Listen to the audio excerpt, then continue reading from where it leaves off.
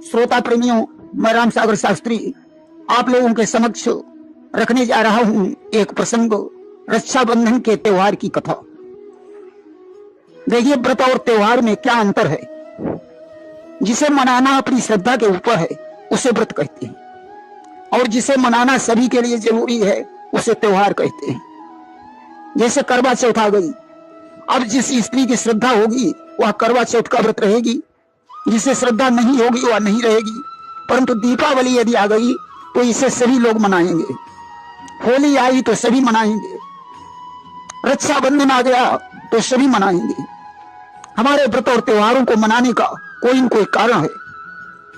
आज हम ये जानेंगे कि आखिर रक्षाबंधन का त्योहार क्यों मनाया जाता है। देखिए, रक्षाबंधन श्रावण की पूर्णिमा को मनाया जाता है। इसे मनाने के विषय में अनेकों कथाएं प्रचलित हैं। इस दिन बहन अपने भाई के मस्तक पर तिलक लगाकर कलाई में राखी बांधती है और भाई से यह मांगती है कि भैया तुम हमेशा हमारी रक्षा करना, और भाई अपनी बहन की रक्षा करने की प्रतिज्ञा लेता है। आप सभी लोगों ने शिशुपाल का नाम सुना होगा। शिशुपाल चंदेरी के राजा दमघोष और कृष्ण की बुआ महादेवी का पुत्र था। जब इसका जन्म हुआ तो इसकी 4 भुजाएं और 3 नेत्र थे। ज्योतिषियों ने उस विलक्षण बालक को देखकर महादेवी को बताया था कि जिसके सामने इसकी 2 भुजाएं और तीसरा नेत्र गायब हो जाए, समझ लेना वही इसका काल होगा। एक बार भगवान कृष्ण की छाया पड़ने से इसकी 2 भुजाएं टूट गईं और तीसरा नेत्र गायब हो गया। महादेवी ने कृष्ण से अनुरोध किया कि आप मेरे बच्चे के ऊपर दया दृष्टि रखना, इससे कोई अपराध हो जाए तो उसे क्षमा करना। भगवान कृष्ण ने कहा, बुआ जी, मैं तुम्हारे बेटे के 100 अपराध तो क्षमा कर दूंगा, परंतु इससे आगे करने की क्षमता नहीं है। धीरे धीरे शिशुपाल चंदेरी का उत्तराधिकारी बना। एक बार धर्मराज की राजसभा में जब भगवान कृष्ण की जय जयकार हो रही थी तो शिशुपाल उन्हें गाली देकर खरी खोटी कह रहा था। भगवान ने इसे बहुत कुछ समझाया। शिशुपाल, अब शांत हो जाओ, अन्यथा तुम्हारी मृत्यु सन्निकट है। कि शिशुपाल ने कर अंधेर बहुत, सब सृष्टि नहीं अंधेरी है, फंस रही भंवर में नाव तेरी, एक आध घड़ी की देरी है। परंतु शिशुपाल नहीं माना। भगवान उसकी गलतियों को गिनते रहे। ज्यों 101 गलतियां हुई, भगवान ने अपने चक्र सुदर्शन से कहा, जाओ सुदर्शन, शिशुपाल का शीश काट डालो। चक्र शिशुपाल का सिर काट लेता है। अब तो हाहाकार मच गया। सिर काटकर जब चक्र वापस लौटा तो उसकी धार से भगवान कृष्ण की उंगली कट गई, खून की धार बहने लगी। रुक्मिणी आदि 16,108 रानियां बैठी हुई थी। किसी ने उनकी उंगली में पट्टी बांधने का साहस नहीं किया। द्रौपदी से नहीं रहा गया, उसने अपनी रेशमी साड़ी फाड़कर कृष्ण की उंगली में पट्टी बांध दी। भगवान कृष्ण द्रौपदी पर बड़े प्रसन्न हुए। उन्होंने कहा, रहेगा याद यह दिन जो न जीवन में भुलाऊंगा, देखना एक दिन कृष्णा तुम्हारे काम आऊंगा। बहन, इस रेशमी साड़ी के केवल 4 धागों पर हजारों साड़ियां देकर तुम्हें दुख से छुड़ाऊंगा। बहन, तुम्हारे ये साड़ी के 4 धागे मुझे जीवन भर याद रहेंगे। मैं 4 धागों के बदले तुम्हें हजारों साड़ियां दूंगा। प्रतिज्ञा करता हूं, आपत्ति आने पर जब तुम्हारा कोई नहीं होगा तो तुम्हारा ये भैया कृष्ण तुम्हारी रक्षा करेगा। सजनों, वहीं से यह त्योहार रक्षाबंधन के रूप में मनाया जाने लगा।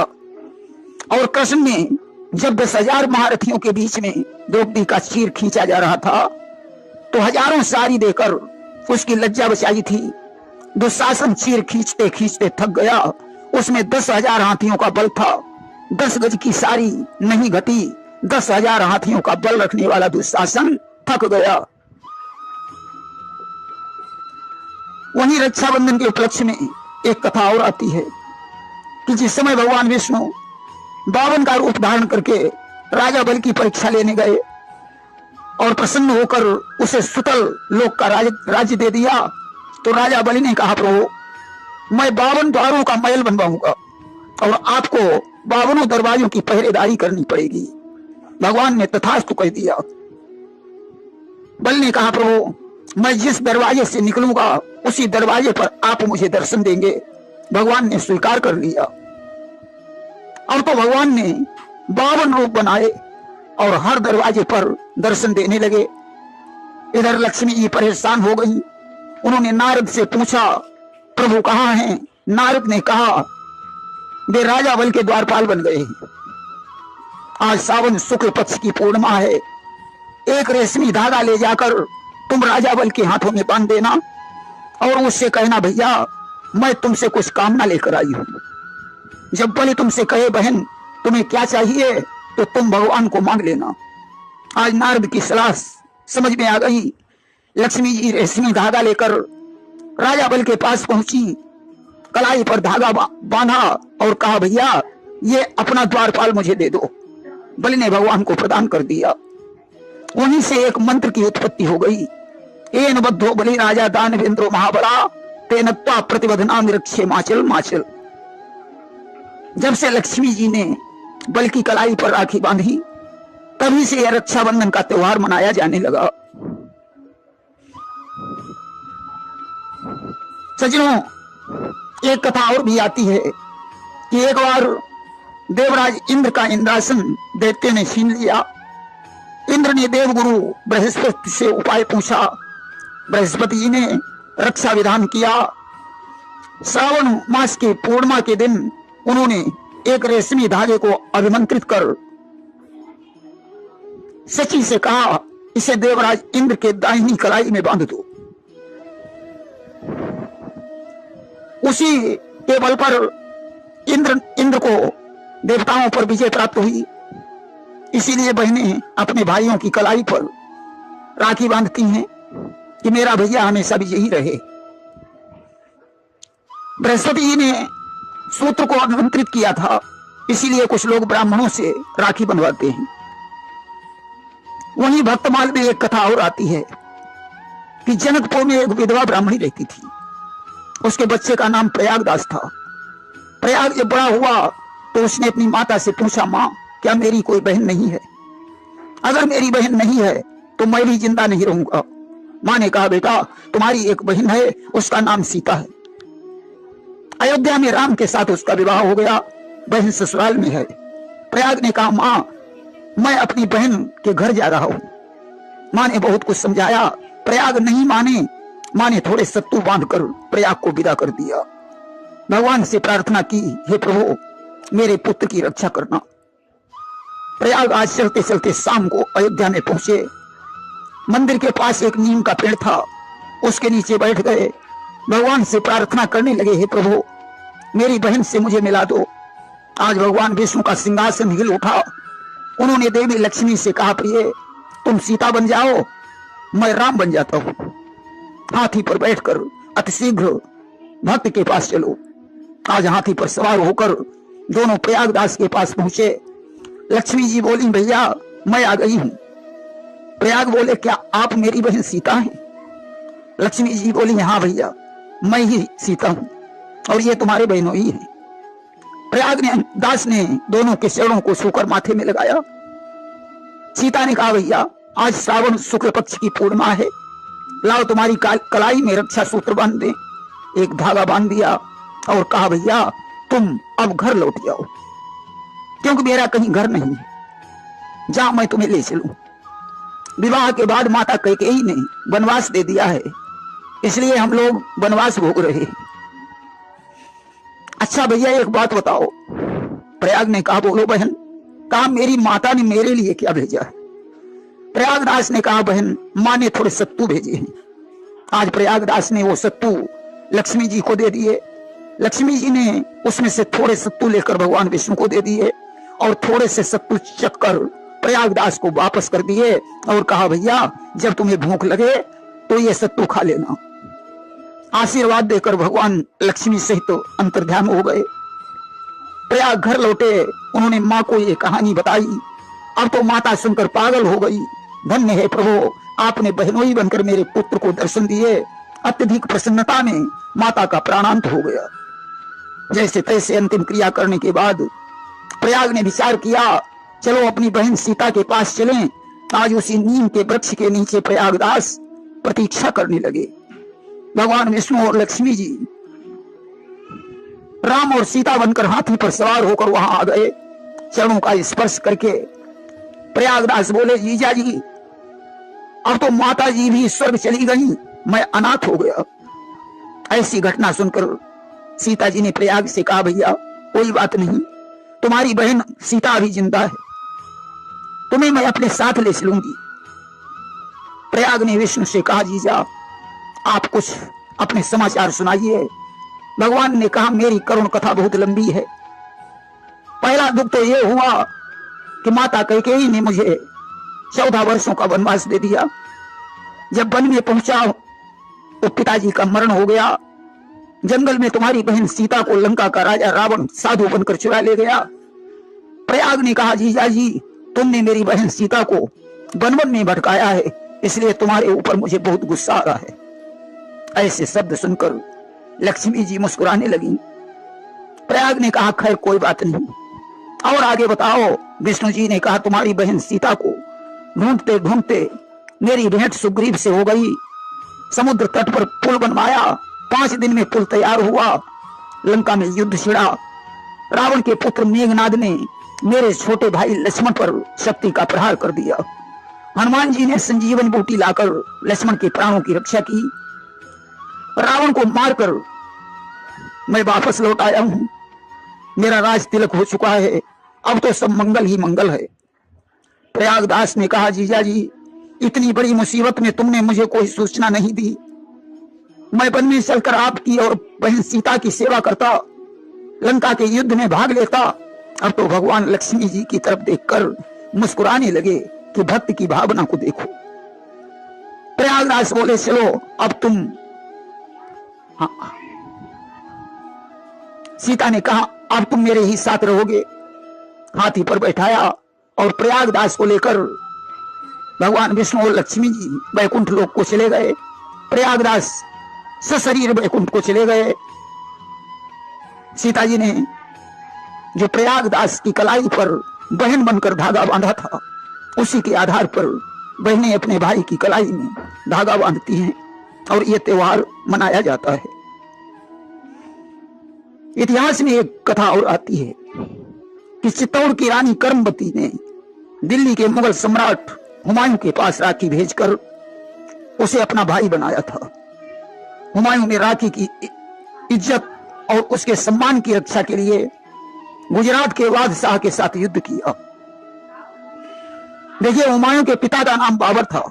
हुमायूं का जन्म काबुल में हुआ था। एक बार हुमायूं बहुत बीमार हो गया, उसके बचने की आशा नहीं रही। उस समय बाबर ने भगवान से प्रार्थना की कि हे प्रभु, तुम मेरे प्राण ले ले मगर हुमायूं को अच्छा कर दे। हुमायूं अच्छा हो गया और बाबर की मृत्यु हो गई। 23 वर्ष की अवस्था में हुमायूं राजगद्दी पर बैठा। हुमायूं की 8 पत्नियां थीं। चांद बीवी हुमायूं की ही पत्नी का नाम था। कामरान मिर्जा इसके सौतेले भाई थे। हुमायूं की बहन का नाम गुलबदन था। हुमायूं 47 वर्ष की अवस्था में संसार छोड़कर चला गया। तब इसके सिंहासन पर इसका पुत्र अकबर आसीन हुआ। देखिए, कर्मवती चित्तौड़ के राजा संग्राम सिंह की पत्नी थी। खानवा के युद्ध में संग्राम सिंह की मृत्यु बाबर के हाथों हुई थी। रानी कर्मवती विधवा थी। मौका समझकर गुजरात के बादशाह बहादुर शाह ने चित्तौड़ पर आक्रमण कर दिया और नगर को लूटने लगा। उस समय रानी कर्मवती ने हुमायूं के पास एक पत्र के साथ राखी भेजी। उसने पत्र में लिखा था, हे भैया हुमायूं, मैं ये राखी तुम्हारे लिए भेज रही हूं। इसे अपनी कलाई पर बांध लेना और मेरे चित्तौड़ की रक्षा करने की प्रतिज्ञा करना, क्योंकि मुझे तुम्हारी मदद की जरूरत है। अगर आप शीघ्र नहीं आए तो अपनी बहन को जिंदा नहीं पाओगे। हुमायूं उस समय आगरा में था। उसने कर्मवती का पत्र पढ़ा और वहां से तुरंत चल पड़ा। इधर बहादुर शाह को इस बात का पता चल गया। उसने हुमायूं के पास अपना पत्र भेजा और लिखा, तुम्हें इस्लाम की सौगंध है हुमायूं, चित्तौड़ की रक्षा के लिए तुम नहीं आना। अब तो हुमायूं चक्कर में पड़ गया। एक तरफ इस्लाम की सौगंध और दूसरी तरफ चित्तौड़ की इज्जत है। अब मुझे क्या करना चाहिए? उसने विचार किया कि ऐसे मौके पर देर करना ही उचित होगा। हुमायूं वहां से ग्वालियर पहुंचा और ग्वालियर में काफी देर तक ठहरा रहा। बहादुर शाह चित्तौड़ को लूटता रहा। रानी कर्मवती ने अपना जौहर दिखाया परंतु पेश नहीं पा सकी। आखिर में उसने विचार किया कि दुष्ट के हाथ मरना उचित नहीं होगा, आज तो मुझे खुद ही मर जाना चाहिए। उसने चिता बनाई और उसमें जलकर भस्म हो गई। बहादुर शाह ने चित्तौड़ पर कब्जा कर लिया और अपना झंडा गाड़ कर वहां से गुजरात को चला गया। इधर हुमायूं पहुंचा। उसने कर्मवती की राख को देखा, जिस राख से कर्मवती की आहें निकल रही थीं, मानो वो राख कह रही थी, हे भैया हुमायूं, तुमने आने में बहुत देर कर दी। हुमायूं ने चिता की राख उठाई और अपने मस्तक पर लगाई और बोला, बहन मुझे क्षमा करना, मैं उचित समय पर नहीं आ सका, परंतु ये हुमायूं अपनी प्रतिज्ञा को पूरा करके ही दम लेगा। उसने शेर शाह का झंडा उखाड़ कर फेंक दिया। अब तो युद्ध छिड़ गया। हुमायूं विजयी हुआ और उसने चित्तौड़ का राज्य कर्मवती के पुत्र विक्रमजीत को प्रदान कर दिया। विक्रमजीत को शत्रुओं के भय से रानी कर्मवती ने बाहर भिजवा दिया था, वहां से बुलाकर राज्य दे दिया और हुमायूं चला गया। इसीलिए लिखा है कि वीर हुमायूं बंधु बना था, विश्वास भी साखी है, प्राणों की बाजी रख जिसने पतराखी की राखी है। बस उसी समय से ये राखी का त्योहार मनाया जाने लगा। देखिए, शेर शाह सूरी भी बहुत बलवान और कूटनीतिज्ञ था। ममता रोहितास दुर्ग के मंत्री चूड़ामणि की विधवा और एकलौती पुत्री थी। एक बार शेर शाह विजय करके उस दुर्ग में पहुंचा